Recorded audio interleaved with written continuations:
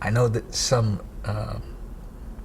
writers that have been influential recently made the statement that,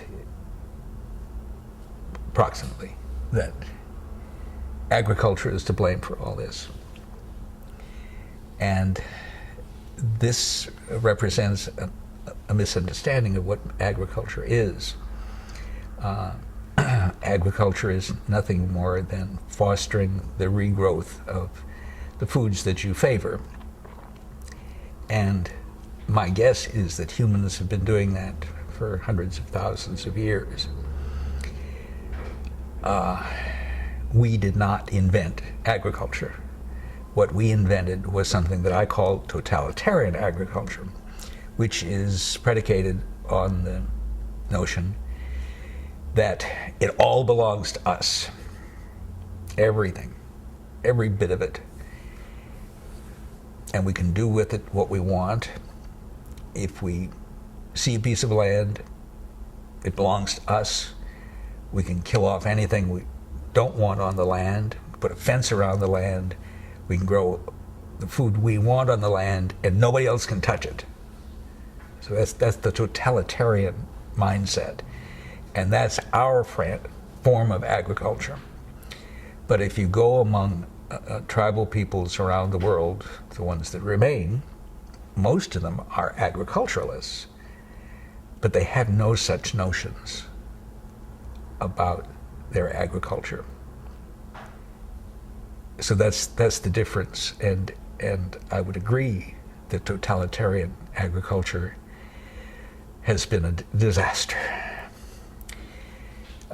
mainly because it has fueled this tremendous population growth of ours. For Malthus, he thought that we were always catching up with our growing population, whereas in fact, our growing population is always catching up with our food production. We have a food race on our hands, which is like the Cold War arms race, where we would make a weapon, the Russians would make a better weapon. Well, we'd have to make a better weapon. They'd make a better weapon. We'd make a better weapon, and so on. And that's what made it a race. And it was, of course, perpetually escalating. And it was extremely dangerous, obviously. And the only way to end it was the way that Gorbachev ended it. He said, "We quit. No one to race with. We are in a food race, and everyone is pulling for food production because our population is growing.